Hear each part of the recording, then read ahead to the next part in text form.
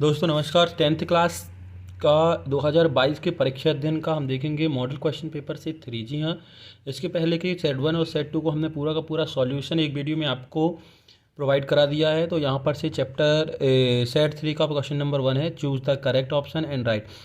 जैसे कि यहाँ पर से 5 ऑप्शन दिए गए हैं। जैसे कि हम बात करें परीक्षा अध्ययन की, तो परीक्षा अध्ययन में सभी जो एमसीक्यू हैं उनके जो सॉल्यूशन है, आंसर है, यहाँ पर आपको गिवन है। जैसे कि यहाँ लिखा है for some integer M comma every even integers is of the form, तो M a M plus one, two M N two M plus one. तो यहाँ पर से कहा गया है एवरी इवन इंटीजर, तो इवन इंटीजर से होगा जब से टू एम होगा, या फिर टू एम प्लस वन होगा, या एम प्लस वन होगा, या एम होगा। तो इनके आंसर जो है नीचे दिए हुए हैं। जैसे कि हम इसकी बात करें तो ये देखिए फर्स्ट का थर्ड दिया है, मतलब से टू एम इसका आंसर होगा। तो इस तरीके से एमसीक्यू जो है यहाँ पर आपको आंसर दिए गए हैं। तो इनका सॉल्यूशन हम अभी नहीं बताएंगे, लास्ट में बता देंगे। आपको क्वेश्चन नंबर 6 से अथवा के जो हैं और से 7 से सभी के सभी सॉल्यूशन जो है यहाँ हम आपको बता देंगे। जैसे कि क्वेश्चन नंबर 2 की बात करें, फिल इन द ब्लैंक्स, तो ये जो आपको आंसर हैं ये भी आपको यहाँ पर से प्रोवाइड कराए गए हैं। तो यहाँ पर से देख लीजिएगा, ये हैं उन सभी के आंसर। फिर बात करते हैं question number 3, match the column से कॉलम ए और कॉलम बी है। तो ये जो है ट्रिग्नोमेट्री के पूरे फार्मूले हैं जो कि चैप्टर नंबर 8 से आपको दिए हुए हैं। तो आप चाहें तो पूरे फार्मूले याद कर सकते हैं। और यहाँ पर ये हैं इसके आंसर से। Answer is one word sentence है। तो यहाँ पर से आपको 7 वन वर्ड क्वेश्चन दिए गए हैं और उनके आंसर भी आपको नीचे दिए हुए हैं। इस तरीके से क्वेश्चन नंबर 5 तक की बात हो गई है। तो हम बात करते हैं क्वेश्चन नंबर 6 की, find the LCM and HCF of the integers 6, 72 and 120 by the applying the prime factorisation method. तो आपको 6, 72 मतलब से 672 एंड 120 का जो है फैक्टर निकालने हैं। और किस मेथड से निकालना है? प्राइम फैक्टराइजेशन मेथड से आपको ये चीज़ निकालनी है। तो हम यहाँ पर से देखते हैं, देखिए क्वेश्चन नंबर 6 की हम बात कर रहे हैं। तो आपको यहाँ पर से जो नंबर है वो नंबर है 6, 72 एंड 120। तो प्राइम फैक्टराइजेशन मेथड में आपको करना क्या है, इस तरीके से आपको इन सबके फैक्टर निकाल लेने हैं। यहाँ पर से ये रब वर्क है, ये रब वर्क जैसे करना है। तो ये हो गया 2, 2 3 जा 6, 3 1 जा 3। और 72 की बात करें तो इस तरीके से 72 का भी आपको निकालना है। तो 2 3 जा 6, 2 6 जा 12, 2 1 जा 2, 2 8 जा 16, 2 9 जा ऑन 3, 3 जा एंड 3 1 जा। ठीक है। और फिर हम आगे बात करें 120 की। तो ये हो गया 120। तो 120 से देखिए ये 2 6 जा 12, 2 0, 2 3 जा एंड 2 0, ये 2 से जाएगा, 2 1 जा 2, 2 5 जा 10। अब ये जाएगा 3 से, 3 5 जा एंड 5 1 जा 5। तो अब इन फैक्टरों को आप देखिए स्पष्ट क्लियर यहाँ पर लिख लीजिए। जैसे कि 6 के फैक्टर आपके आए हैं 2 एंड 3, और 72 के जो फैक्टर हैं वो हैं आपके 2 into 2 into 2 into 3 into 3। And 120 की बात करें तो यहाँ पर इसके फैक्टर हैं आपके 2 इंटू 2 इंटू 2 इंटू 3 इंटू 5। देखिए, तो अब यहाँ पर हमसे जो क्वेश्चन में है एच सी एफ फाइंड करने के लिए कहा गया है, find the LCM and HCF. तो एचसीएफ एलसीएम दोनों फाइंड करने के लिए बोला गया है। तो हम यहाँ पर एचसीएफ की बात करेंगे पहले। तो एचसीएफ फाइंड करने के लिए यहाँ पर जो पेयर बनेंगे, देखिए जो तीनों में हो, मतलब से एक जैसे 2 इसमें है और इसमें भी है। तो ये तीनों में है देखिए, और ये जो 3 दिख रहा है ये यहाँ पर भी है, एक यहाँ पर भी है और एक यहाँ पर भी है। तो इन दोनों को हम ले लेंगे एचसीएफ। तो ये हो जाएगा 2 इंटू 3 इज इक्वल टू 6। तो आपका आंसर हो गया 6। ठीक है। तो सीधी सी बात यह है कि एचसीएफ जो होता है वो क्या होता है कि आप सबको फैक्टर करना है, फैक्टराइजेशन निकालना है, और उन सबके फैक्टर आपको इस तरीके से लिख लेना है। फिर एक देखना है कि कौन कौन से नंबर जो है कॉमन है। तो यहाँ देखिए 2 तीनों में है, यहाँ पर से 3 तीनों में है। तो इसको हम एचसीएफ कह सकते हैं। हम बात करते हैं एलसीएम की। एलसीएम लिख के देखिए, जो पेयर बना है उसको एक बार लिखना है, बाकी पूरा का पूरा आपको लिख देना है। जैसे कि ये लिखा है 2, तो 2 यहाँ पर लिख लिया एक बार। ठीक। फिर यहाँ पर देखिए ये जो 3 है, 3 भी पेयर बना है तो एक बार लिख लिया। अब पूरे बचे हुए नंबर आप लिख सकते हैं। जैसे ये 2 बार है तो इसको आपको एक बार लिखना है, ये 2 बार है तो इसको आपको एक बार लिखना है, ये 3 और 5 आपको पूरा पूरा लिखना है, क्योंकि ये पेयर में नहीं है, दोनों में सेपरेट सेपरेट है। इनका जब आप मल्टीप्लिकेशन करेंगे तो 2 3 जा 6, 6 2 जा 12, 12 2 जा होता है 24 इंटू 3 5 जा 15। ठीक है। देखिए 3 2 जा 6, 6 2 जा 12, 12 2 जा 24, 24 और ये 3 5 जा 15। अब इसका आप मल्टीप्लिकेशन चाहें तो कर सकते हैं। 15 4 जा 60, रिमाइंडर 0, 15 टू जा 30, 30 और 6। भाई 15 4 जा 60 था, जीरो लिखा और अब रिमाइंडर 6 आया। 15 टू जा 30, 36, 36, तो ये हो गया आंसर। आंसर ये भी है और ये भी है। ये है SCF और ये है आपका LCM। अगला क्वेश्चन देखिए, इसी में अगला क्वेश्चन क्या किया है। यहाँ अगला क्वेश्चन देखिए और का है, given that SCF 306 and 657 is equal to 9, तो LCM आपको फाइंड करना है। देखिए इन दो नंबर्स का SCF आपको 9 है, तो आपको LCM फाइंड करना। तो बहुत ही ईजी है। यहाँ पर से देखते हैं, यहाँ पर से ये और का है, ठीक है, और का इसका सॉल्यूशन ये। तो आपको देखो गिवन क्या क्या है, यहाँ पर से ध्यान दीजिएगा। SCF किस किस नंबर की बात कर रहे थे, 306 306 और 657 इज इक्वल टू 9 दिया है। तो आपको LCM फाइंड करना है ना, LCM आपको फाइंड करना है। तो गिवन फार्मूला होता है आपका, देखिए फार्मूला होता है फर्स्ट नंबर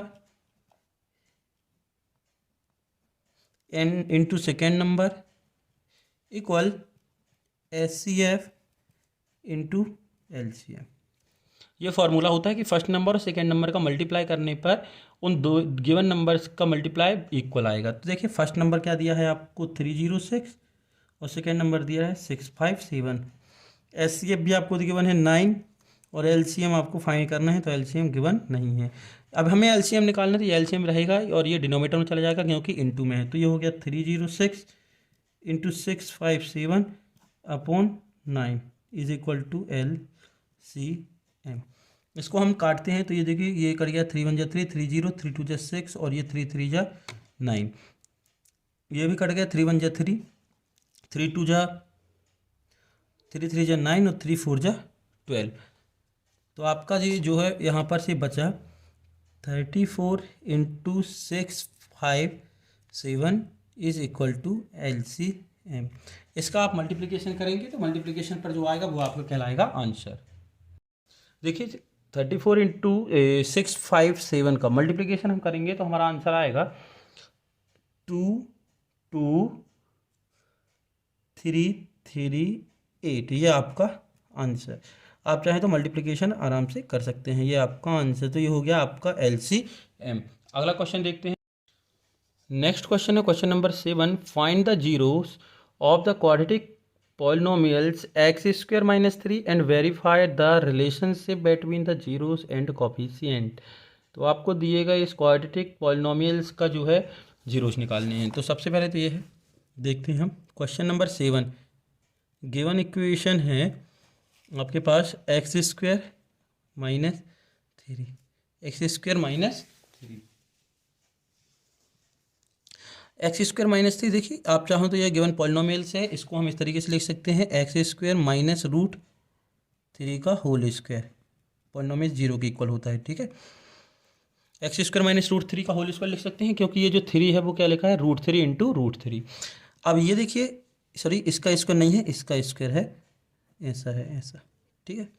ये देखिए एक बार लिख लीजिए, एक्स स्क्वायर माइनस रूट 3 का whole square is equal to 0।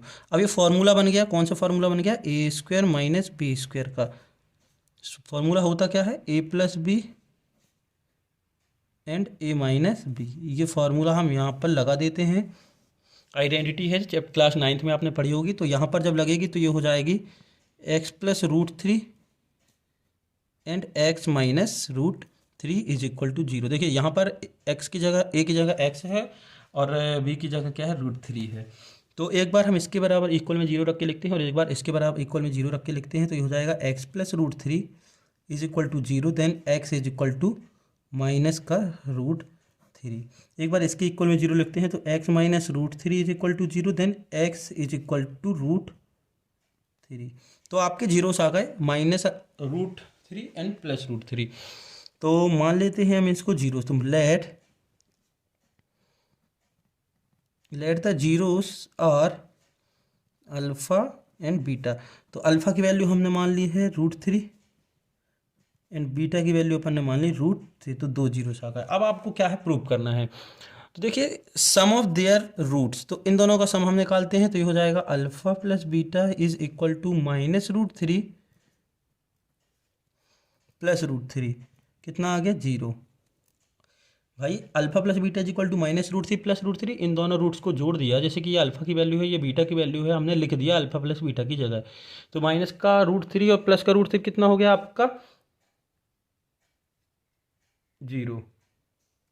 ठीक है, अब देखिए alpha into beta product of zero, तो इन दोनों का मल्टीप्लिकेशन करते हैं तो माइनस का √3 और प्लस का √3, तो √3 और √3 मल्टीप्लिकेशन करेंगे तो 3 हो जाएगा, और प्लस माइनस का मल्टीप्लिकेशन माइनस, तो यह आ गया आपका आंसर। अब देखिए यहाँ पर अल्फा प्लस बीटा को आपको प्रूव भी करना है, तो अल्फा प्लस बीटा का फॉर्मूला होता है -b/a, -b/a। अब इस पूरे इक्वेशन में देखिए कि x² -3 है, तो यहाँ पर b की वैल्यू तो है नहीं है। अब वो देखिए होता क्या है कि हमारा स्टैंडर्ड फॉर्म होता है ax² + bx + c is equal to 0।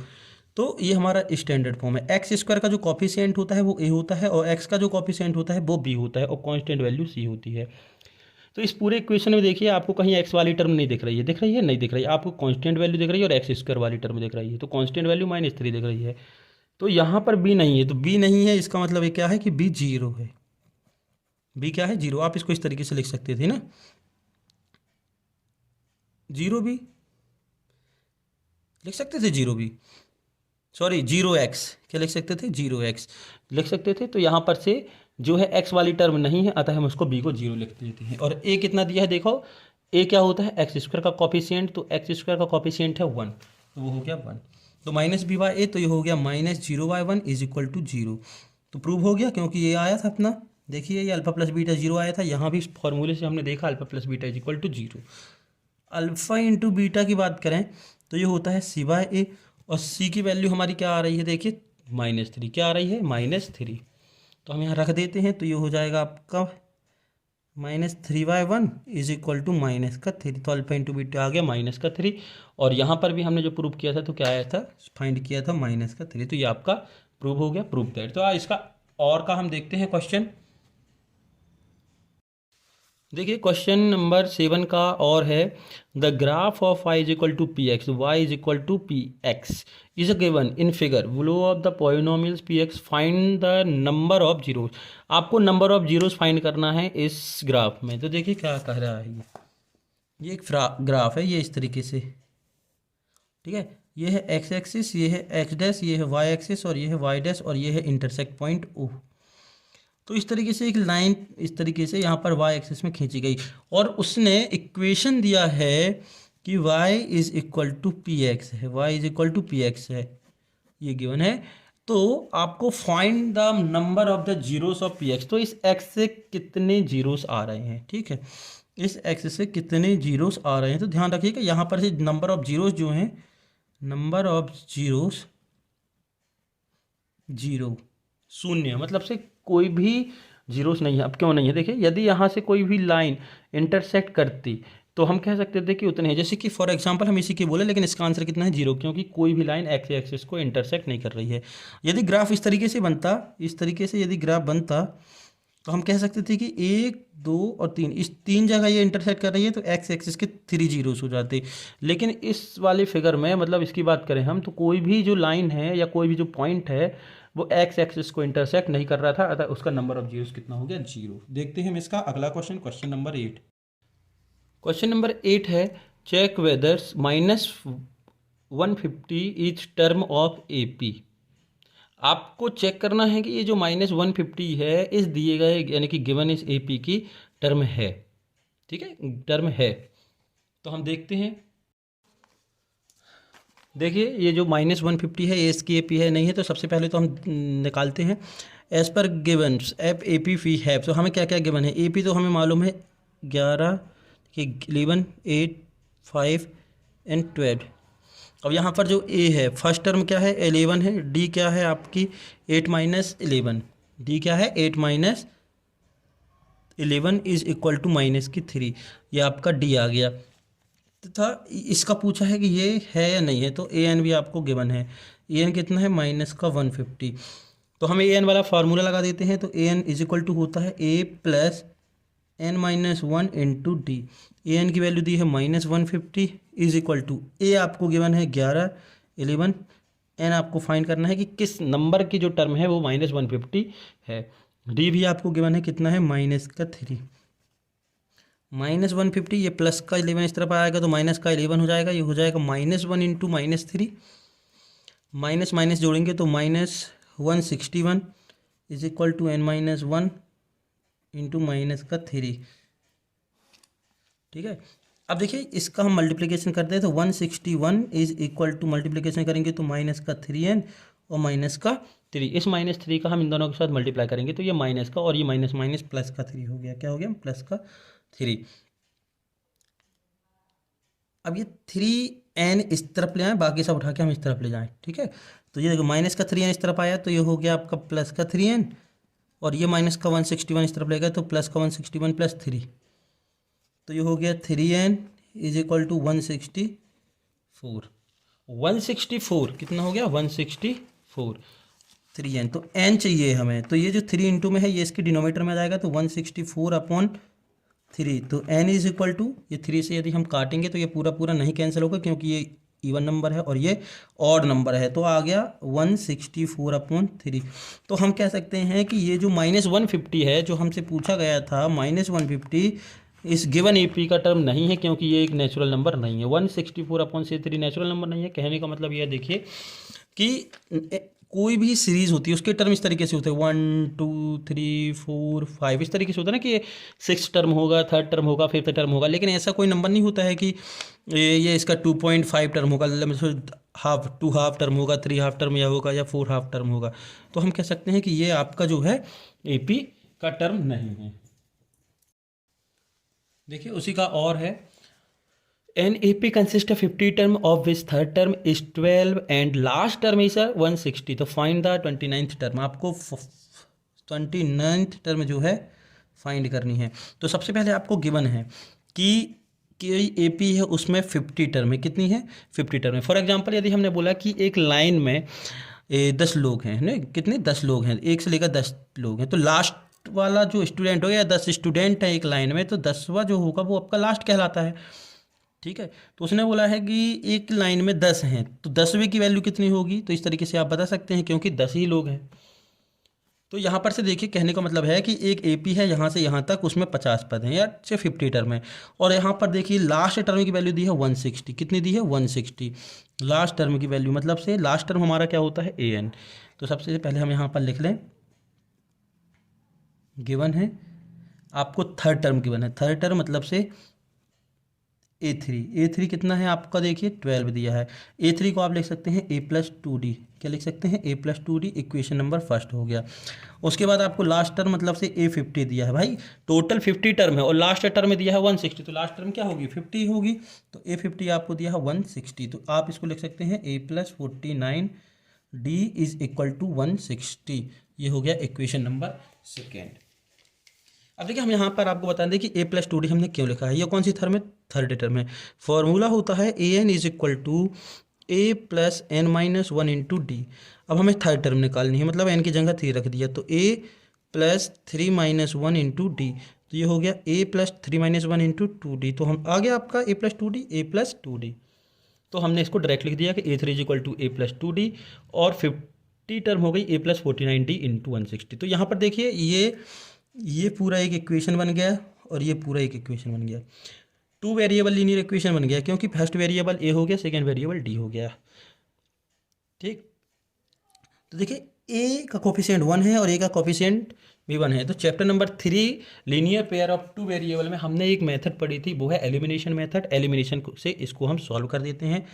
तो by 1 to 2 by equation first to second, first से हमने सेकेंड को सब्ट्रैक्ट कर दिया तो ये हो गया A+2D इज इक्वल टू 12 और ये हो गया A+49D is equal to 160। Minus minus minus ये A से एक कैंसिल हो गया, 2D से 49 दिया गया तो माइनस का 47D बचा और यहाँ पर 12 जाएगा। ठीक है, कितना जाएगा?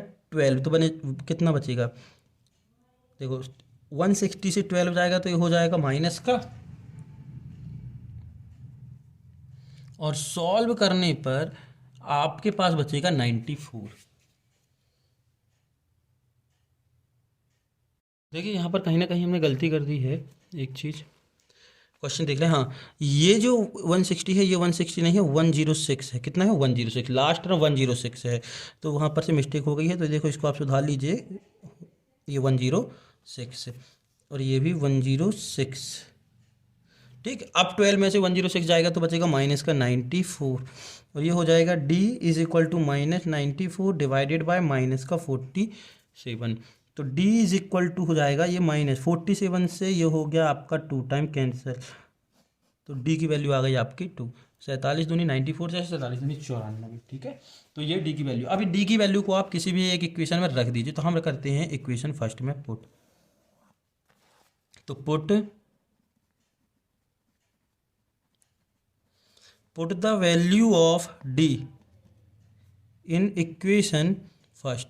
इक्वेशन फर्स्ट है अपनी a plus 2d is equal to 12, तो a प्लस 2 इंटू 2, डी की वैल्यू हमने कितने फाइंड की है 2, तो हमने यहाँ पर से 2 रख दिया। 2 इंटू 2 इज इक्वल टू 12, तो a इज इक्वल टू 12 और 2 2 जा 4, ये प्लस का इस तरफ गया तो माइनस का 4, a is equal to 8। A is equal to कितना आ गया आपके पास यहाँ पर से देखिए 8। अब आपको 29th टर्म चाहिए, तो हम निकाल लेंगे 29th टर्म। ये हो जाएगी A plus n minus 1 into D का फार्मूला लगाएंगे तो a की वैल्यू हो गई 8, n हो गया 29 माइनस 1 एंड d हो गया आपका 2। तो ये हो गया 8 प्लस 28 इंटू 2। भाई 29 में से 1 जाएगा तो 28 इंटू 2, मल्टीप्लीकेशन करेंगे तो हो जाएगा 8 प्लस 56, 80, 28 2 जार 56 और 56 में 8 जोड़ेंगे तो हो जाएगा आपका 64। तो ये आ गई आपकी A29 टर्म, यही आपको फाइंड करना था, ये आपका आंसर। नेक्स्ट क्वेश्चन है, लिखा है स्टेट पाइथागोरस थ्योरम। तो आपको स्टेटमेंट लिखना है पाइथागोरस थ्योरम के, तो ये यहाँ पर गिवन है। देखिए इन राइट एंगुलर ट्राइंगल से, राइट एंगल ट्राइंगल्स की बात कर रहे हैं, राइट ट्राइंगल से। ठीक है, तो जैसे कि यहाँ पर से गिवन है, मान लीजिए कि ये एक राइट एंगल ट्राइंगल है, कह रहा है इसका नाम दे दिया हमने A B and C, triangle A B C. Right angle triangle उस ट्राइंगल को कहते हैं जिसमें एक एंगल 90 डिग्री का हो। तो ये जो बी एंगल दिख रहा है आपको, ये जो बी दिख रहा है वो 90 का है। ठीक है, तो ये राइट एंगल ट्राइंगल हो गया। स्टेटमेंट देखिएगा, in a right angle triangle the square of the hypotenuse, इसका स्क्वायर किसका? हाइपोटेनियस का, ये हाइपोटेनियस का square, square of the hypotenuse is equal to the sum of the square of the other side. क्या कह रहा है कि इसका स्क्वायर इन दोनों स्क्वायर के सम के बराबर होगा। तो ये हो गया आपका परपेंडिकुलर और ये हो गया बेस।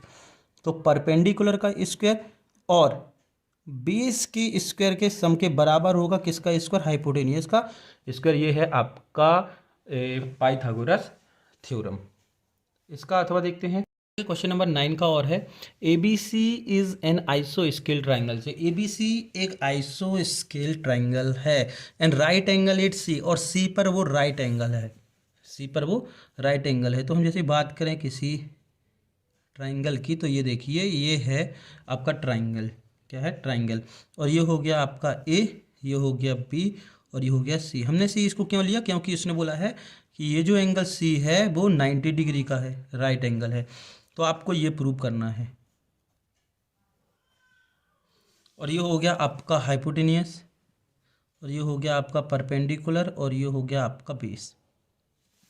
ठीक, अब आप ध्यान दीजिएगा यहाँ पर कि उसने कहा है कि आइसो स्केल ट्राइंगल। तो आइसो स्केल ट्राइंगल एक ऐसे ट्राइंगल को कहते हैं जिसमें दो साइड सेम होती है। तो ये साइड तो होगी नहीं सेम, क्योंकि ये साइड जो है किसी राइट एंगल ट्राइंगल की सबसे बड़ी साइड होती है। अभी हमने जो पाइथागोरस लिखा था उसमें लिखा था कि एच का स्क्वायर पी स्क्वायर और बी स्क्वायर के सम के बराबर होता है। तो ये साइड तो सेम होगी नहीं, तो ये वाली साइड जो है आपकी सेम हो जाएगी। तो गिवन है कि triangle of A B C is a आइसो स्केल triangle. ABC is a isosceles triangle and angle C is equal to 90। और ये वाली साइड देखिए BC और AC, BC और AC सेम है, ये आपको गिवन है। आइसो स्केल है तो भाई ये वाली साइड और ये वाली साइड सेम हो गई, और हाइपोटेनियस तो सेम होने वाली नहीं है, क्योंकि हाइपोटेनियस किसी भी राइट एंगल ट्राइंगल की सबसे बड़ी साइड होती है। तो हम इस में लगाते हैं पाइथागोरस थ्योरम। क्या लगा? Pythagoras theorem. तो बाय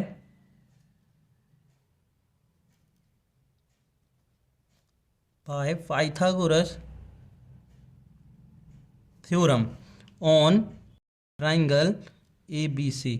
तो ABC में हम क्या लगाएंगे? Pythagoras theorem. ABC में हमने पाइथागोरस थ्योरम जैसे ही लगाई तो देखिए ये हाइपोटेनियस का स्क्वायर है, तो हम इसको लिख सकते हैं h का square is equal to p का स्क्वायर प्लस b का स्क्वायर। h की साइड यदि हम लिखना चाहें तो ये हो जाएगी आपकी AB का स्क्वायर इक्वल p BC का स्क्वायर प्लस CA का स्क्वायर या AC का स्क्वायर आप लिख सकते हैं। ठीक है, अब देखिए हमने लिखा है BC बराबर AC है, BC बराबर AC है, ये BC इक्वल AC है, और हमें यहाँ AC चाहिए, तो हम BC की जगह AC लिख सकते हैं, क्योंकि हमने पहले से ही यहाँ पर से क्वेश्चन में गिवन है। तो ये हो गया AB का whole square is equal to AC का होल स्क्वायर प्लस AC का होल स्क्वायर। ये क्यों? क्योंकि गिवन है, यहाँ पर आप चाहो तो लिख सकते हैं कि गिवन है। अब AC square plus AC square कितना हो गया? 2AC square. भाई AC square is equal to AC square 2AC square. जैसे कि हम नहीं लिखते हैं 2 या A plus A is equal to 2A लिखते हैं ना, उसी तरीके से ये AC square plus AC square 2AC square. तो ये हो गया AB का whole square is equal to 2AC square. यही आपको प्रूव करना था, यही आपको प्रूव करना था, तो ये प्रूव हो गया, प्रूव्ड। क्वेश्चन नंबर 10 है, डिटरमाइन इफ द पॉइंट, ये गिवन पॉइंट है 1 5 2 3 एंड -2 -11 आर द कॉलिनियर। तो हमें बताना है कि ये जो गिवन पॉइंट है ये कॉलिनियर है। तो सबसे पहले हम सॉल्व करते हैं, तो पहले हम पॉइंटों को नाम दे देते हैं। Let the point are P Q and R। तो हमने इसको नाम दे दिया P Q और R। तो हम इसको इस तरीके से लिख सकते हैं, P की वैल्यू आ गई आपकी 1 5, Q की वैल्यू आ गई आपकी 2 3 एंड R की वैल्यू आ गई आपकी -2 -11। तो हम सबसे पहले निकालते हैं PQ। अब ये जो PQ हम निकाल रहे हैं, ये निकाल रहे हैं हम फार्मूला डिस्टेंस फार्मूला से। देखिए डिस्टेंस फार्मूला है क्या? डिस्टेंस फार्मूला हमने पढ़ा है under root of x2 minus x1 का whole square plus y2 minus y1 का होल स्क्वायर, ये लिखा है। तो इसी का हमें यूज़ करना है। अब यहाँ पर x2 x1 लिखने की ज़रूरत नहीं है, तो PQ लिखा है, मतलब से इन दोनों के पॉइंट का डिफरेंस। तो ये हो गया आपका 2 माइनस 1 का होल स्क्वायर प्लस 3 माइनस 5 का होल स्क्वायर। 2 में से 1 गए तो 1 का स्क्वायर प्लस 3 में से 5 गए तो -2 का होल स्क्वायर। 1 का स्क्वायर 1, 2 का स्क्वायर 4, तो इसको जोड़ोगे तो हो जाएगा √5। तो आपका PQ कितना आ गया? √5। PQ अब निकालते हैं QR। तो Q और R का डिफरेंस, तो ये हो जाएगा आपका, देखो Q और R, तो -2 का होल स्क्वायर प्लस 3, देखिए -2 -3 का होल स्क्वायर, एंड ये हो गया 3 + 11 का होल स्क्वायर, तो -4 का होल स्क्वायर प्लस 14 का होल स्क्वायर। 4 का स्क्वायर हो गया 16 और 14 का हो गया 196। तो इन दोनों को जब ऐड करोगे तो ये हो जाएगा आपका 212। PQ हो गया, QR हो गया, अब बचा RP। यहाँ से RP जाएंगे साइक्लिक ऑर्डर में, तो RP कैसे निकालेंगे? R से P को सब्ट्रैक्ट करते हैं, तो ये हो जाएगा P से R को, P से R को, तो 1 + 2 का होल स्क्वायर प्लस 5 + 11 का होल स्क्वायर, तो ये हो जाएगा 3 का होल स्क्वायर प्लस 5 और 11 हो गया आपका 16 का होल स्क्वायर। 3 का होल स्क्वायर 9 और 16 का होल स्क्वायर 256। तो इसको जब हम जोड़ेंगे तो ये हो जाएगा 265। ये आ गई आपकी RP की वैल्यू। तो कॉलिनियर पॉइंट तब होता है जब इन तीनों पॉइंट की डिस्टेंस में से दो छोटी डिस्टेंस को जोड़ने पर बड़ी डिस्टेंस के बराबर आए। कहने का मतलब ये है हमारा कि देखिए छोटी वैल्यू कौन सी है? √5। तो √5 प्लस 212 को यदि हम जोड़ें तो तीसरी वैल्यू के बराबर आना चाहिए। तो देखिए जब हम इनको जोड़ेंगे तो ये हो जाएगा आपका 5 में ये जोड़ेंगे तो हो जाएगा 217। क्योंकि ये √265 के इक्वल नहीं है तो हम कह सकते हैं कि PQR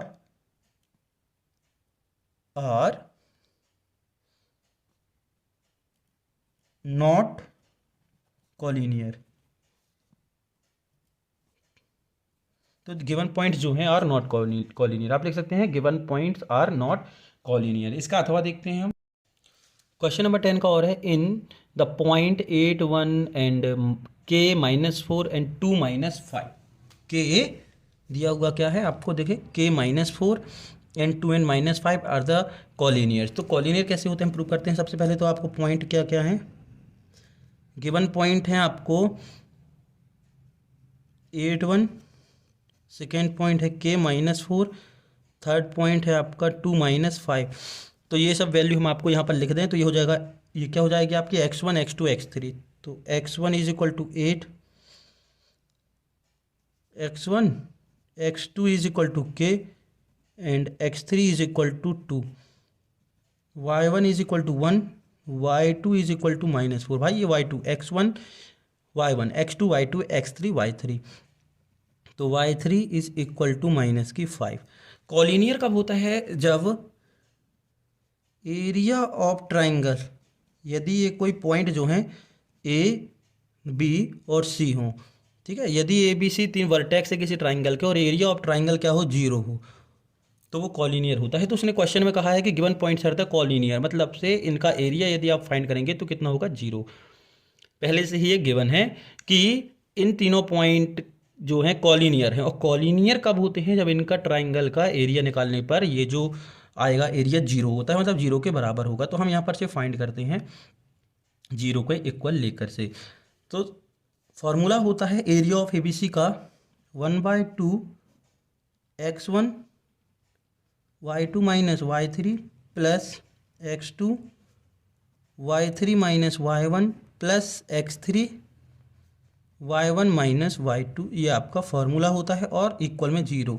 क्यों, क्योंकि कॉलिनियर पॉइंट दिया है, कॉलिनियर में एरिया ऑफ ट्राइंगल 0 होता है। अब हम यहाँ पर सिर्फ वैल्यू रखते हैं तो 1/2 x1 की वैल्यू हो गई आपकी 8, y2 minus y3 -4 plus 5 -4 plus 5 plus x2 हो गया आपका k और y3 मतलब -5 माइनस y1 तो माइनस का 1 प्लस x3 मतलब x3 आपका है 2, x3 कितना है 2, y1 minus y2 1 plus 4 is equal to 0। 1/2 इसको कैलकुलेट करोगे तो ये हो जाएगा 8 इंटू 1, इसको करोगे तो ये हो जाएगा -6, इसको कैलकुलेट करेंगे तो ये हो जाएगा 5, 4 plus 1 is equal to 5 is equal to 0। 1/2 8 1 जा 8 और ये हो जाएगा -6 के साथ -6 का मल्टीप्लाई करेंगे तो -6 और ये 5 2 जा 10 इज इक्वल टू 0। 1/2 ये देखिए ये हो जाएगा 18 -6 भाई 10 और 8 कितना हो गया 18 और ये -6 इज इक्वल टू 0। मल्टीप्लिकेशन कर लेंगे वो इस 1/2 का इन दोनों के साथ मल्टीप्लिकेशन करेंगे तो हो जाएगा 18/2 -6 इज इक्वल टू 0। तो ये 2 9 जा ये 9 टाइम कैंसिल और ये 3 टाइम 2 3 जा 6 3 इज इक्वल टू 0। तो ये -3 राइट हैंड में जाएगा तो ये हो जाएगा +3 भाई ये -3 राइट हैंड में जाएगा तो +3 और ये हो गया 9। ये k की वैल्यू चाहिए है, किसकी k की, तो ये जो k है यहीं रहेगा और इसके साथ जो इनटू में 3 है ये इसके डिनोमिनेटर में चला जाएगा तो हो जाएगा 9/3 इज इक्वल टू k। तो 3 3 जा 9, ये 3 बार कैंसिल तो k की वैल्यू आ गई आपकी 3। कितनी आ गई k की वैल्यू 3, यही आपका आंसर। क्वेश्चन नंबर 11 है, find the ratio in which line segment joining the point A and B ए का कोऑर्डिनेट है -3 एंड 10 एंड बी का कोऑर्डिनेट है 6 -8 डिवाइडेड बाय पॉइंट -1 एंड 6। तो आपको रेशियो फाइंड करना है कि ये जो पॉइंट है -1 एंड 6 से ए बी लाइन सेगमेंट को किस रेशियो में डिवाइड करता है। तो देखिए मान लीजिए कि ये कोई लाइन सेगमेंट है ए और ये है बी, ए और बी। ए के कोऑर्डिनेट दिए हैं आपको -3 एंड 10 और बी के कोऑर्डिनेट आपको दिए हैं 6 -8। और इस लाइन सेगमेंट को मान लीजिए कि कोई जो पॉइंट है P -1 एंड 6, ये जो P है इन दोनों इस लाइन सेगमेंट को M1 एंड M2 रेशियो में डिवाइड कर रहा है। तो हमें ये M1 और M2 फाइंड करना है। तो हम क्या मानेंगे रेशियो को। तो सबसे पहले तो हम इन रेशियो को let the ratio are M1 M2, हमने रेशियो क्या मान लिए M1 M2। अब ये जो पॉइंट होते हैं, ये जो डिवाइड करने वाला कोऑर्डिनेट होता है, ये जो पॉइंट होता है वो P है। तो P को हम लिख लिए -1 एंड 6। ए आपका गिवन पॉइंट है लाइन सेगमेंट का, ये हो गया -3 एंड 10। बी भी गिवन पॉइंट है, ये हो गया 6 -8। तो ये जो एंड पॉइंट होते हैं लाइन सेगमेंट के वो वैल्यू होती है आपकी, देखिए यहाँ पर x1 is equal to -3, y1 is equal to 10 और ये x2 y2। तो ये हो गया x2 इज इक्वल टू 6 और y2 इज इक्वल टू -8। और ये जो पॉइंट होता है ये होता है आपका xy। तो x is equal to -1 and y is equal to 6। तो ये वैल्यू आपको मिल गई। अब हम यहाँ पर से सिर्फ सेक्शन फार्मूला यूज़ करते हैं। सेक्शन फार्मूला है कोई सा भी आप रख सकते हैं। तो हम x का वैल्यू पुट करते हैं, तो ये हो गया x m1 x2 plus m2 x1 upon m1 plus m2। Value put कर दीजिए। यहाँ पर से पूरी वैल्यू देख रहे हैं, देखो x की वैल्यू गिवन है कितनी है -1, m1 की वैल्यू मालूम नहीं है तो नहीं रखना है, x2 दिया हुआ है कितना दिया है 6 प्लस m2 फाइंड करना है, x1 गिवन है कितना -3 upon m1 plus m2। m1 m2 का -1 के साथ क्रॉस मल्टीप्लिकेशन करेंगे तो आप इस तरीके से लिख सकते हैं -1 m1 प्लस m2 इक्वल ये हो गया 6m1 माइनस प्लस माइनस का -3m2 मल्टीप्लिकेशन हो गया। अब देखिए -m1 -m2, इस -1 का इन दोनों के साथ मल्टीप्लाई होगा तो -m1 -m2 is equal to 6m1 -3m2। इस माइनस वाले m2 को इस तरफ ले जाएंगे तो ये हो जाएगा प्लस का 3m2 और माइनस का m2 पहले से था यहाँ पर ये वाला। माइनस का m1 इस तरफ जाएगा तो हो जाएगा 6m1, माइनस का इस तरफ गया तो प्लस हो गया m1। 3m2 से m2 जाएगा तो बचेगा 2m2 इक्वल 6m1 और 1m1 is equal to 7m1। अब हमें चाहिए क्या है m1 रेशियो m2। तो बस थोड़ा सा बचा है आपका, यहाँ पर से ध्यान दीजिएगा। ये जो m1 है इसके डिनोमिनेटर में हम ले आएंगे m2। क्या ले आएंगे, इसके डिनोमिनेटर में ले आएंगे m2। तो ये हो जाएगा m1 अपॉन m2 और यहाँ पर पहले से 2 था और इसका ये जो मल्टीप्लिकेशन में था वो इसके डिनोमिनेटर में चला जाएगा तो 2/7। तो देखिए आपकी वैल्यू आ गई, m1 की वैल्यू आ गई आपकी m1 ratio m2 is equal to 2/7। तो आंसर आ गया m1 is equal to 2 and m2 is equal to 7। ये आपका आंसर। नेक्स्ट क्वेश्चन है क्वेश्चन नंबर 11 का और, ठीक है, क्वेश्चन नंबर 11 का और find the coordinate of the point which divides the joint of -1 and 7 and 4 -3। Question कह रहा है कि आपका एक लाइन सेगमेंट है, ये हमने उसको मान लिया ए बी। ए का पॉइंट दिया है आपको -1 एंड 7 और बी का पॉइंट आपको दिया हुआ है 4 एंड -3 और यहाँ पर कोई पॉइंट है जो इसको इंटरसेक्ट कर रहा है, उसको अपन ने मान लिया x और y। वो इस लाइन सेगमेंट को 2/3 में डिवाइड कर रहा है, कितने 2/3 में। तो इस पॉइंट की वैल्यू जो है कोऑर्डिनेट आपको फाइंड करना है। तो मानते हैं let the point on line segment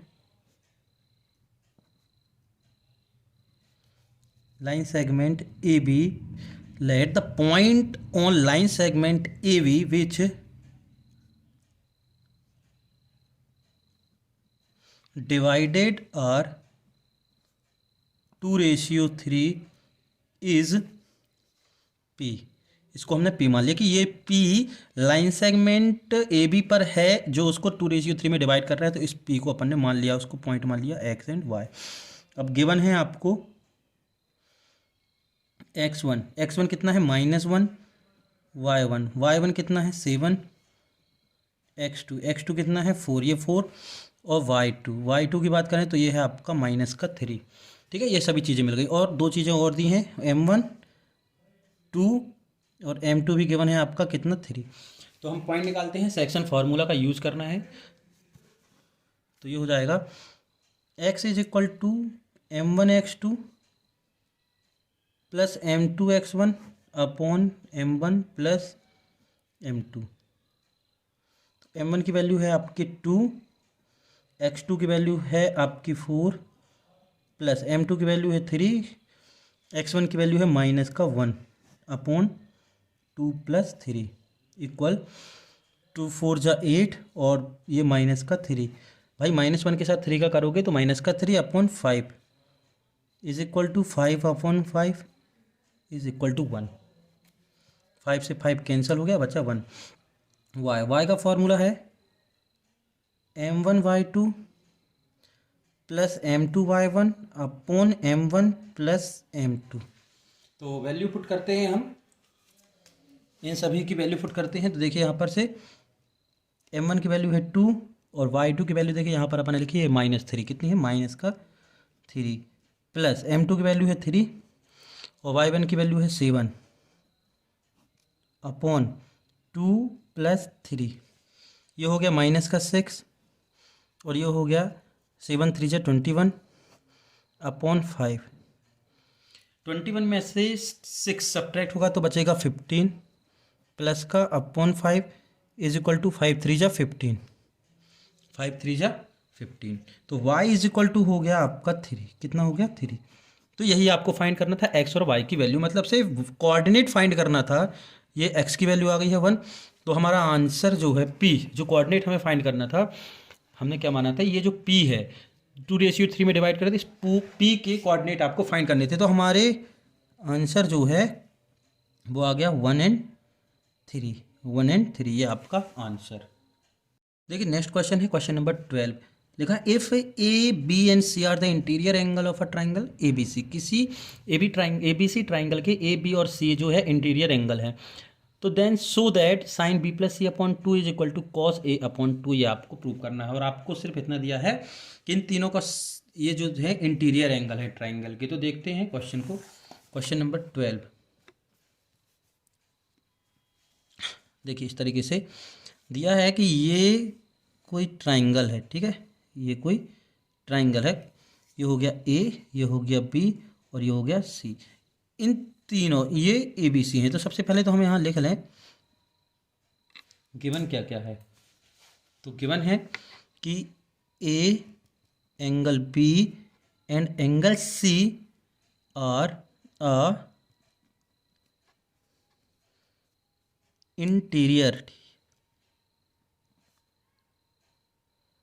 interior angle of triangle A B C. किसी त्रिभुज ए बी सी के इंटीरियर एंगल है। तो वी नो दैट, हम जानते हैं कि एंगल ए, एंगल बी और एंगल सी का सम कितना होता है 180। इतना तो हमें मालूम है कि किसी ट्राइंगल के तीनों एंगल का सम कितना होता है 180। हम इसको एंगल में ना लिख के इस तरीके से लिख सकते हैं A plus B plus C is equal to 180, क्योंकि क्वेश्चन में ही दिया है कि A B C interior angle है, तो ए और बी और सी को हम एंगल मान सकते हैं। अब क्वेश्चन देखिए, हमको प्रूव क्या करना है, अच्छे से ध्यान दीजिएगा, यहाँ पर हम लिख दे रहे हैं। प्रूव करना है sine B plus C upon 2 equal to cos A by 2, ये आपको प्रूव करना है। तो हमें b प्लस सी अपॉन 2 की वैल्यू पहले फाइंड करनी है यहाँ से। तो b प्लस सी, ठीक है, सबसे पहले तो इस पूरे इक्वेशन को, इसको नाम दे दिया इक्वेशन फर्स्ट। तो डिवाइडेड बाय 2, डिवाइडेड बाय 2, क्योंकि हमें यहाँ देखिए क्वेश्चन में ये 2 चाहिए है ना, तो हमने डिवाइड कर दिया पूरे को 2 से। तो ये हो जाएगा a upon 2 plus B upon 2 plus C upon two, sorry 2, और ये 180 अपॉन 2। तो ये हो जाएगा, इन दोनों का एलसीएम ले लेते हैं तो ये हो जाएगा 2 और ये हो जाएगा बी प्लस सी, और ये हो गया 90। ये 2 से 180 कैंसिल हो गया 90 टाइम्स, और ये बच्चा a/2 plus B plus C upon 2। हमने इसको बस ऐड किया है, इन दोनों रैशनल नंबर बस को ऐड किया है, क्योंकि हमें क्वेश्चन में देखिए यहाँ पर b प्लस सी चाहिए, b प्लस सी बस चाहिए, ठीक है। बाकी सब हमें उठा के दूसरी तरफ कर देना है। तो ये हो जाएगा b plus C upon 2 is equal to 90, और ये प्लस का इस तरफ जाएगा तो हो जाएगा माइनस का a/2। अब हमें जो दिया है, देखिए हमें दिया है,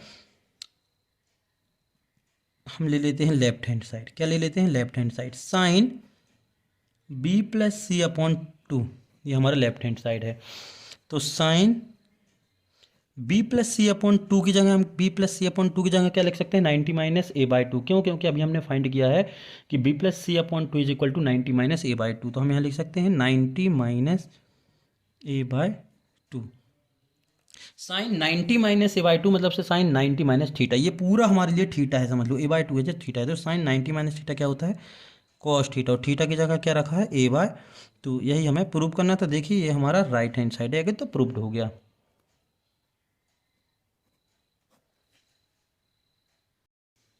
क्वेश्चन नंबर 12 का और है, evaluate sine 60 into sine cos 30 plus sine 30 into cos 60। तो इसकी वैल्यू आपको फाइंड करनी है। तो सबसे पहले हम इसको पूरा लिख लें। ये लिखा है, यहाँ पर सॉल्यूशन कर रहे हैं। साइन 60 इंटू कॉस 30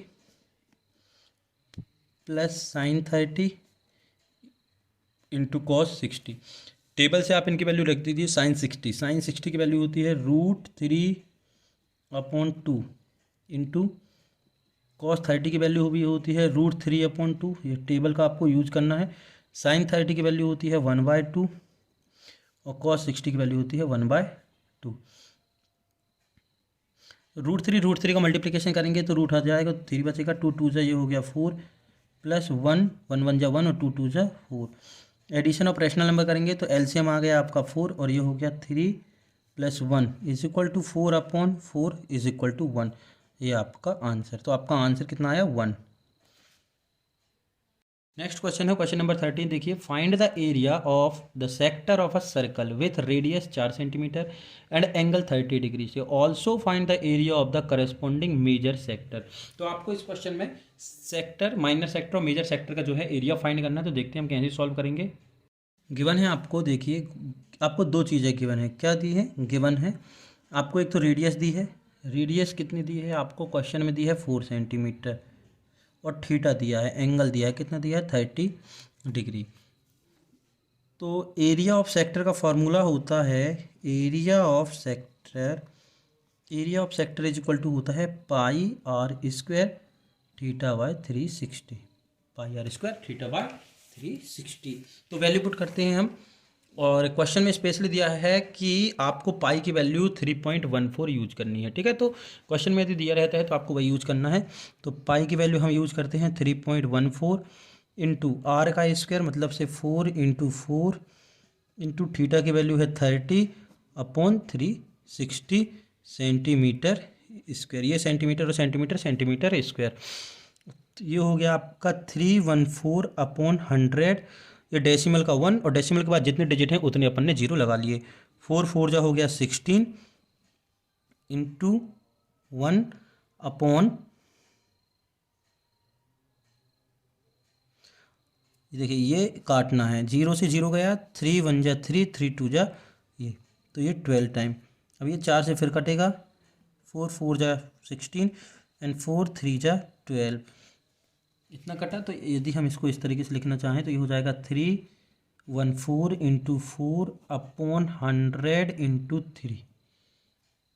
ये आपका सॉल्यूशन है। आप चाहें तो इसको और आगे तक सॉल्व कर सकते हैं। मल्टीप्लिकेशन करते हैं। देखिए 4 4 जा हो गया आपका कितना? 4 4 जा 16, रिमाइंडर 1 4 1 जा, और ये हो गया 5, 4 3 जा 12, तो ये हो गया 1256/300। तो इसको आपको जहाँ तक काटना हो आप काट सकते हैं। यदि हम इसको लास्ट स्टेज तक काटेंगे तो यह आपका आएगा 4.19 सेंटीमीटर स्क्वायर। ये आपका आंसर। ठीक है, ये आपका आंसर। अब आपको इसमें बोला था कि area of corresponding major sector आपको निकालना है। तो मेजर सेक्टर आप देखिए कैसे निकालेंगे हम। सेक्टर होता क्या है ये आप देख लीजिए पहले तो। जैसे कि ये कोई ट्रायंगल है, ठीक है, और ये है आपका सेंटर पॉइंट, ये आर्क है, मान लीजिए ये कोई पी ओ क्यू आर्क है, ये लेंथ ऑफ आर्क है। यदि आप इस आर्क को दो रेडियस से मिलाते हैं तो यानी कि दो रेडियस और एक आर्क के बीच का एरिया, तो रेडियस देख रहे हैं, ये रेडियस और ये रेडियस और ये आर्क के बीच का एरिया, तो ये जो एरिया कहलाता है ये कहलाता है आपका सेक्टर। ये एंगल आपको गिवन था 30। तो ये एरिया तो हमने फाइंड कर लिया, वो आ गया आपका 4.19। अब बोल रहा है कि करेस्पॉन्डिंग मेजर सेक्टर, तो इस एरिया, इस पूरे सर्कल में इस एरिया को छोड़कर ये जो बचा हुआ दिख रहा है, देखिए ये बड़ा आर्क हो गया ये, और इन दोनों रेडियस के बीच का जो एरिया होगा वो क्या कहलाएगा, मेजर सेक्टर। तो मेजर सेक्टर निकालने के लिए देखो हम करेंगे क्या, इस सर्कल के एरिया से इस एरिया और सेक्टर को सब्ट्रैक्ट करेंगे। तो हम फाइंड करते हैं area of major sector, area of major sector is equal to pi are square. Pi are square मतलब से area of circle minus area of minor sector, चाहे तो आप नाम दे सकते हैं minor sector. Area of sector जब पाई की वैल्यू रखेंगे तो 3.14 और आर का स्क्वायर मतलब 4 × 4 माइनस ये कितना आया था अपना, ये आया है 4.19 और दोनों के साथ सेंटीमीटर है तो ये हो गया आपका सेंटीमीटर स्क्वायर। 3.14 × 4 तो ये आ गया आपका, जब इनको मल्टीप्लाई करेंगे तो ये हो जाएगा 3.14 × 16 माइनस 4.19 सेंटीमीटर स्क्वायर। यदि आप इसको और सॉल्व करना चाहेंगे तो देखिए यहाँ पर ये हो जाएगा 31400, क्योंकि ये डेसिमल का 1 और डेसिमल के बाद 2 डिजिट है तो ये 00 × 16 माइनस ये भी 4/100 सेंटीमीटर स्क्वायर, ये पूरे में सेंटीमीटर स्क्वायर है। मल्टीप्लिकेशन का लिए 16 के साथ 4 का, तो 16 चौके 64 की 4, हाथ की 6, रिमाइंडर 6, 16 एकम 16, 16 और 6 22, रिमाइंडर 2 और 16 दूनी 32, 16 3 48, यानी कि 16 3 जो है 48, 48 और 2 हो गया आपका 50/100 minus 419/100 centimetre square. Subtraction of rational number करेंगे तो ये आ गया आपका एलसीएम, एलसीएम आ गया आपका 100, ये हो गया आपका 50/24 माइनस 419 सेंटीमीटर स्क्वायर। अब इसको हम सब्ट्रैक्ट करेंगे, ठीक है, देखते हैं।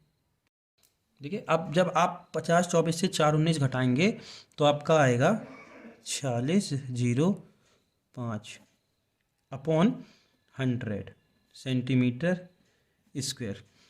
देखिए हम क्या कहते हैं, अभी देखिए 2 0 है ना, तो ऊपर से हम पीछे से 2 नंबर काउंट करके डेसिमल लगा देंगे तो ये हो जाएगा 4605 सेंटीमीटर स्क्वायर। ये आ गया आपका आंसर। ये किसका आंसर है, ये आपका मेजर सेक्टर का है और माइनर सेक्टर का एरिया ये है।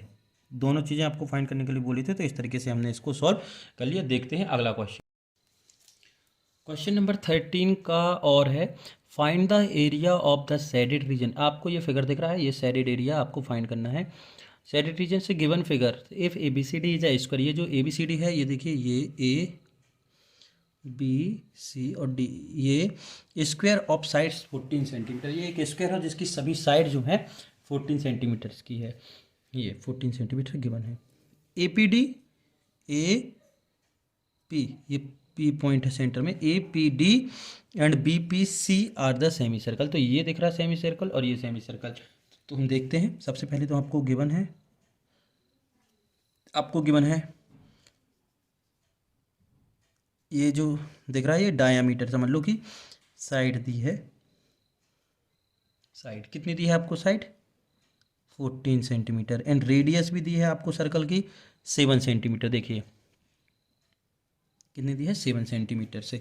अब देखिए यहाँ पर से यदि हम इस पूरे एरिया ऑफ स्क्वायर से एरिया ऑफ सर्कल सब्ट्रैक्ट कर दें, ये सेमी सर्कल है, ये सेमी सर्कल है, यदि इन दोनों को जोड़ेंगे तो एक सर्कल बन जाएगा। तो इस पूरे एरिया ऑफ स्क्वायर से एरिया ऑफ सर्कल यदि हम सब्ट्रैक्ट करते तो ये शेडेड एरिया हमारा आ जाएगा। तो साइड है 14 सेंटीमीटर और रेडियस है 7 सेंटीमीटर्स। तो हम करते हैं shaded area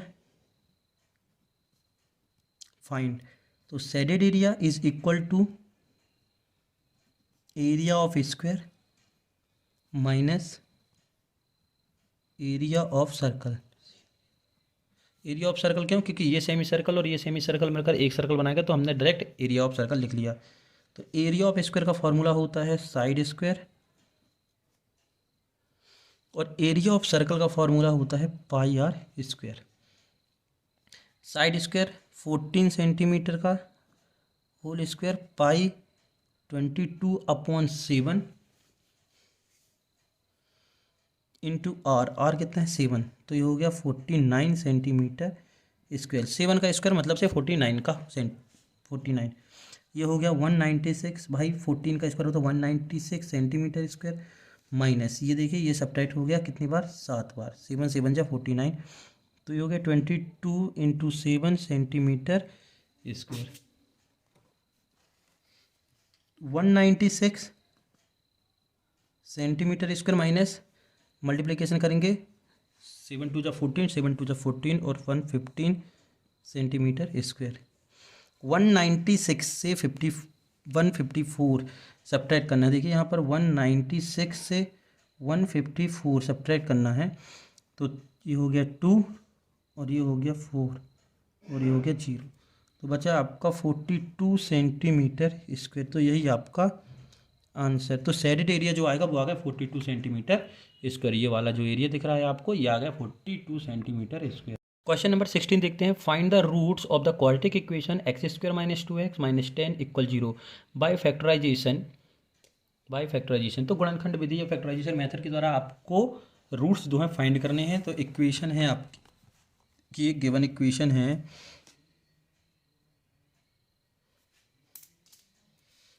x square minus 3x minus 10 equal to 0। तो देखिए यहाँ पर से दिख रहा है हमें करना क्या है, एक्स स्क्वायर के कॉफिशिएंट का कांस्टेंट के साथ मल्टीप्लिकेशन करते हैं तो आया 10, तो ये हो गया आपका एक्स स्क्वायर। ऐसे दो नंबर की मल्टीप्लिकेशन करने पर 10 आना चाहिए और इसको तोड़ने पर -3 आना चाहिए। तो यह आपका आ गया प्लस का 2x और माइनस का 5x माइनस का 10। अपन ने फैक्टराइज कर लिया इसको, इस पूरे इक्वेशन को फैक्टराइज कर लिया। इन दोनों से देखिए x कॉमन आ जाएगा तो ये बचेगा x प्लस 2 और इन दोनों से 5 कॉमन आ जाएगा तो ये बचेगा x plus 2 is equal to 0। इन दोनों से फिर x प्लस 2 कॉमन आ जाएगा, देखिए यहाँ भी है और यहाँ भी है, तो अंदर बचेगा x minus 5 is equal to 0। एक बार इसके इक्वल में 0 लिखेंगे तो हो जाएगा x plus 2 is equal to 0 then x is equal to -2। तो फर्स्ट रूट्स जो है वो आ गया -2। एक बार इसके इक्वल में 0 लिखेंगे तो x minus 5 is equal to 0 then x is equal to 5। तो ये आपका आंसर, ठीक है, ये आपका आंसर कौन से क्वेश्चन नंबर 16 का था। ये क्वेश्चन नंबर 16 का लिखा था फाइंड द रूट्स, तो ये आपके रूट्स आ गए। तो आपका रूट्स आ गया आपका -2 एंड 5। इसी का हम अथवा देखते हैं, इसी का और है find the value of k for the quadratic equations so that they have 2 equal roots. कह रहा है कि so that they have 2 equal roots, यदि इस इक्वेशन का आप डिस्क्रिमिनेंट निकालते हैं तो ये इक्वल रूट्स रखता है। तो यहाँ पर से सबसे पहले तो इसकी बात करें कि गिवन इक्वेशन क्या है आपकी। यहाँ पर इक्वेशन है 2x square plus kx plus 3 is equal to 0। ये इक्वेशन 2 इक्वल रूट्स। तो 2 इक्वल रूट्स कब होते हैं, तो वी नो दैट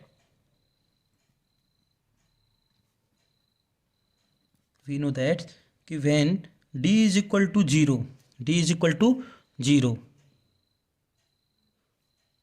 जब 2 इक्वल रूट्स जो आते हैं वो कब आएंगे, जब d is equal to 0। d is equal to होता है b square minus 4ac is equal to 0। तो यहाँ पर से b देखो x का कॉफिशिएंट b होता है तो ये हो गया k स्क्वायर माइनस 4, ये होता है एक्स स्क्वायर का कॉफिशिएंट तो ये हो गया आपका 2 और c होता है कांस्टेंट वैल्यू तो ये हो गई 3 इज इक्वल टू 0। तो k स्क्वायर माइनस 4 2 जा 8, 8 3 जा 24, 8 2 जा 8 3 जा 24 इज इक्वल टू 0। तो के square is equal two plus का 24, ये माइनस का 24 इस तरफ गया तो प्लस का 24 हो गया। अब देखिए ये जो स्क्वायर है यहाँ पर आएगा दूसरे साइड में, तो ये रूट लग जाएगा, तो ये हो जाएगा के इज इक्वल टू √24। √24 को आप तोड़ लीजिए, यहाँ पर से फैक्टर कर लीजिए फैक्टराइजेशन से।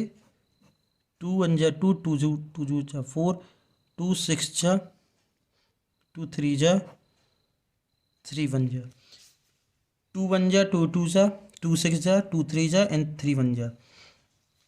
तो ये हो जाएगा K is equal to 2 into 2 into 2 into 3।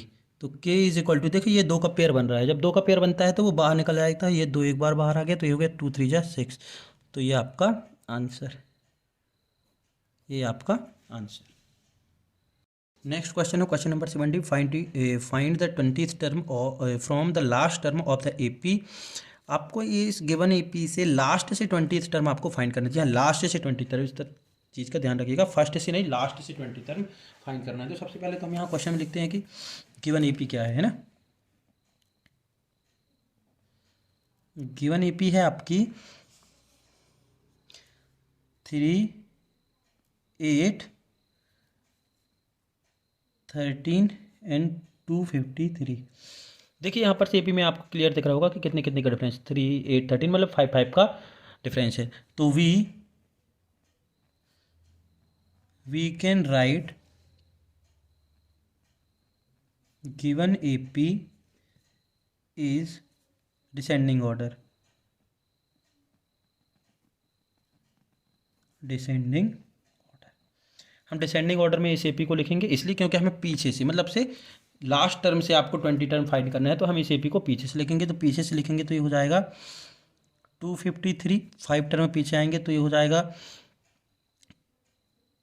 248 और ये हो जाएगा 243 एंड ये जो लास्ट टर्म आ जाएगी ये हो जाएगी 3। ठीक है, जब हम पीछे से इस सीरीज़ को लिखेंगे तो 253 हमने यहाँ देख लिया कि 3 5 5 का अंतर है, 5 5 का डिफरेंस है। तो 253 5 डिफरेंस अगर लेते हैं तो 248, फिर 5 डिफरेंस लेते हैं तो 243 और इस तरीके से हम आगे बढ़ेंगे। तो लास्ट में जाके 3 में हम इस एपी में देखते हैं कि हमारे लिए फर्स्ट टर्म क्या है। तो A is equal to 253 and D is equal to 248 minus 253। Next term से प्रीवियस टर्म सब्ट्रैक्ट करके हम डी यानी को कॉमन डिफरेंस निकालते हैं, तो ये हो गया आपका -5। क्लियर है। और ए एन दिया है, ए एन दिया है, लास्ट टर्म दी है आपकी 3। कितनी दी है? 3। आपको निकालना है 20 टर्म। कौन सी टर्म निकालनी है? 20 टर्म्स। तो 20 टर्म्स का फॉर्मूला देखिए यहाँ पर होगा A20 is equal to A plus 20 minus 1 into D. A plus 20 minus 1 into D. तो A की वैल्यू कितनी है? 253, 20 माइनस 1 इंटू 19 इंटू डी की वैल्यू है -5। मल्टीप्लिकेशन करते हैं तो ये हो जाएगा 253 प्लस माइनस का माइनस, 19 के साथ 5 का करेंगे तो ये हो जाएगा 95 और 253 से 95 सब्ट्रैक्ट करेंगे तो हो जाएगा 158। ये आपकी आ गई A20 टर्म्स, मतलब से 20 टर्म, ये आपका आंसर। क्वेश्चन नंबर 23 है find the mean from the following data. आपको यहाँ पर एक टेबल दी हुई है, आपको उसका फाइंड निकालना है। ये तो टेबल दी है, ठीक है, तो आपको केवल यहाँ पर से क्या निकालना है? मीन निकालना है। तो देखते हैं हम, गिवन टेबल है इस तरीके से, क्लास इंटरवल है 10 25 25 40 40 से 55 और इस तरीके से यहाँ पर 100 तक दिया है। नंबर ऑफ स्टूडेंट दिया है और इसको अपन बोल दिए एफ, स्मॉल एफ, जिसको हम फ्रिक्वेंसी कहते हैं। क्या कहते हैं? फ्रिक्वेंसी। आगे बढ़ते हैं। अब हमें एक और कॉलम की ज़रूरत पड़ेगी एक्स। अब ये एक्स कैसे निकालते हैं? देखिए हम यहाँ पर लिख दें कि ये जो लिमिट है ये लोअर लिमिट कहलाती है और ये अपर लिमिट, मतलब इसको हम बोलते हैं, यहाँ पर हम बता दें, इसको हम बोलते हैं L1 और इसको बोलते हैं L2। ये लोअर लिमिट और ये अपर लिमिट। आपको ये सब नहीं लिखना है, आपको सिर्फ इतना लिखना है। तो हम बता दें एफ जो निकालते हैं, क्लास मार्क जो निकालते हैं, वो L1 प्लस L2 में 2 का डिवाइड करके निकालते हैं। इन दोनों को 2 जोड़कर 2 से डिवाइड करेंगे, ठीक है। तो 15 और 10 को जोड़ोगे तो हो जाएगा 35 35 में 2 का डिवाइड करेंगे तो ये हो जाएगा 17.5। फिर इस दोनों को जोड़ोगे 40 और 25 को तो हो जाएगा 65, और 65 में 2 का डिवाइड करोगे तो हो जाएगा 32.5। फिर इन दोनों को यदि हम ऐड करेंगे तो ये हो जाएगा आपका 95। 95 को 2 से डिवाइड करेंगे तो ये हो जाएगा 47.5। अब एक चीज़ और देखिए, यदि इन इंटरवल पर जितने जितने का इंटरवल है, देखिए 10 और 25 यानी कि 10, 25, 25 और 40 में कितने कितने इंटरवल है यहाँ पर देखिए आप, 10 और 25 में 15 का इंटरवल है, 15 का है ना। 10 और 25 के बीच में आपका कितने कितने का इंटरवल है, तो अच्छे से देखिए आप, 10 का यदि इंटरवल होता तो 15 होता, 20 का तो 20 का इंटरवल है, कितने कितने का 20 का इंटरवल है। अच्छे से देखिएगा 20 का है कि कितने का है। अगर आपको ये क्लियर नहीं होता है कि इसमें इंटरवल कितने का है तो आपको अपर लिमिट से लोअर लिमिट को सब्ट्रैक्ट करके चेक कर लेना है। जैसे कि हम यहाँ पर आपको चेक करके बता दें तो ये हो जाएगा आपका 25 माइनस 10 इज इक्वल टू 15। तो इंटरवल कितने का है, 15 का। तो जितने का इंटरवल यहाँ रहता है उतने का ही इंटरवल यहाँ भी रहेगा। जैसे कि यहाँ पर है 70, तो 17 में यदि आप 15 जोड़ेंगे तो इसका नेक्स्ट क्लास मार्क आ जाएगा, और फिर उसमें 15 जोड़ेंगे तो नेक्स्ट क्लास मार्क आ जाएगा। जितना इंटरवल यहाँ है उतना इंटरवल इसमें रहता है। तो सभी इंटरवल को जोड़कर 2 से डिवाइड करने की ज़रूरत आपको नहीं है। 2 या 3 निकालिए, उसके बाद अगर इंटरवल सेम है तो ये पूरा का पूरा जो है सेम इंटरवल लेकर आप उसको लिख सकते हैं। जैसे हम आगे बढ़ेंगे तो ये हो जाएगा आपका नेक्स्ट 62.5, 77.5, इसमें भी आप 15 जोड़ेंगे तो हो जाएगा 92.5 हो गया। अब हमें ज़रूरत पड़ेगी एफ एक्स की, किसकी, एफ एक्स कॉलम की। इसका मतलब यह है कि एफ के साथ एक्स का मल्टीप्लाई, एफ वाले कॉलम के साथ एक्स वाले कॉलम की वैल्यू का मल्टीप्लाई, तो इसके साथ इन दोनों का मल्टीप्लाई, एफ वाले कॉलम का, तो इन दोनों का मल्टीप्लाई करते हैं यदि हम तो ये हो जाएगा 35। इन दोनों का मल्टीप्लाई करते हैं तो ये हो जाएगा 97। यहाँ ये हो जाएगा 332, ये हो जाएगा 375, ये हो जाएगा 465, और हो जाएगा 555। फार्मूला होता है x bar is equal to, mean निकालने की डायरेक्ट मेथड है ये, तो ये हो जाएगा sigma F x upon sigma F.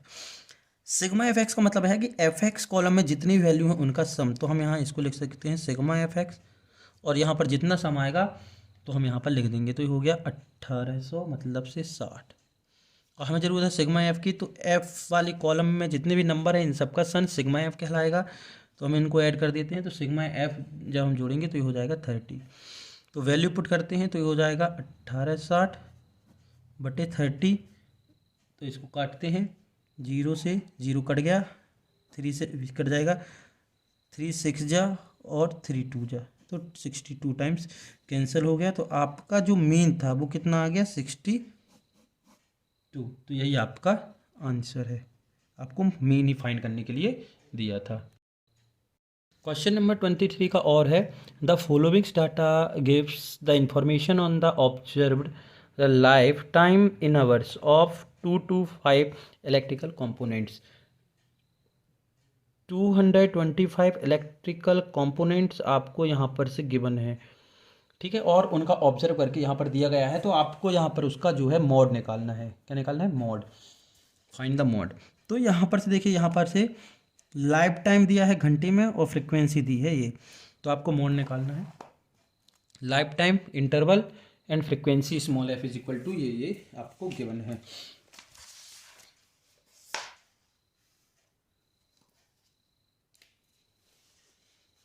तो ध्यान दीजिएगा, यहाँ पर डिटरमाइन द मॉडल जो आपको निकालना है, आपको जो मॉड निकालना है, सबसे पहले तो आपको करना क्या है, मॉड का फॉर्मूला लिखना है, जिससे कि आपको ये पता चल जाए कि आपको ज़रूरत किस किस चीज़ की पड़ेगी। इसको कैपिटल जेड से इंडिकेट करते हैं मॉड को। तो L plus F1 minus F0 upon 2F1 minus F0 minus F2 into H. अब आपको 1 2 3 4 5 6 और एक ये 7, 6 वैल्यू आपको चाहिए है, जिससे कि आप ये जो वैल्यू है यहाँ पर से फॉर्मूले में पुट कर सकें और उसका सॉल्यूशन जो है निकाल सकें। तो ये कहाँ से मिलेगा, देखिए मॉड का मतलब होता है जो हाईएस्ट फ्रिक्वेंसी होती है। क्या होती है? हाईएस्ट फ्रिक्वेंसी होती है। तो इस पूरे क्वेश्चन में, इस पूरी फ्रिक्वेंसी वाली लाइन में आपको हाईएस्ट फ्रिक्वेंसी जो है कहाँ दिख रही है? आपको हाईएस्ट फ्रिक्वेंसी कहाँ दिख रही है? देखिए इस पूरे में हाईएस्ट फ्रिक्वेंसी कहाँ है? 10 से लेकर हम बात करें तो हाईएस्ट फ्रिक्वेंसी हम आपको बता दें, ये देखिए हाईएस्ट फ्रिक्वेंसी है 61। क्या है हाईएस्ट फ्रिक्वेंसी? 61। मतलब सबसे ज़्यादा बार जो आ रहा है, जिसकी फ्रिक्वेंसी सबसे ज़्यादा बार है, वो आपकी हाईएस्ट फ्रिक्वेंसी हो गई। तो जो हाईएस्ट फ्रिक्वेंसी होती है, टेबल में हम आपको यहाँ बता दें, आपको ये सब यहाँ नहीं करना है, यहाँ लिखना है, हम यहाँ पर बता दें। हाईएस्ट फ्रिक्वेंसी जो होती है वो होती है F1। इसके जस्ट पहले वाली संख्या कहलाएगी F0 और ये बाद वाली कहलाती है F2। इतना क्लियर है कि आपको सिर्फ ये देखना है कि सबसे ज़्यादा बार क्या है। तो सबसे ज़्यादा बार यहाँ पर से 61 है, उसको अपन ने F1 माना, उसके जस्ट पहले F0, उसके बाद F2। और इस F1 के सामने वाला जो इंटरवल है, ये इसकी ये जो लोअर लिमिट है ये कहला जाएगी आपकी L। क्या कहला जाएगी? L। अब देखो आपको 1 2 3 4 5 चीज़ मिल गई। अब बचा H हम कैसे निकालते हैं? H होता है इंटरवल की कितने कितने का इनमें डिफरेंस है। तो H निकालने के लिए हम अपर लिमिट से लोअर लिमिट को सबट्रैक्ट कर देते हैं। ये हमारी L1 लोअर लिमिट होती है और ये L2 हमारी अपर लिमिट होती है। अभी हमने आपको मीन जब निकाला था, जब यहाँ पर बताया था। ठीक है, तो हम यहाँ पर से सेपरेट लिख लें कि गिवन है, given F1 is equal to 61, F0 is equal to 52, F2 is equal to 38, L is equal to lower limit 6 और H is equal to L2 minus L1 is equal to 20 minus 0। ये देखो 20 minus 0 या फिर 80 minus 60 भी आप कर सकते हैं। तो ये आ गया आपका 20। अब आप वैल्यू रख दीजिए कहाँ पर? फॉर्मूले में।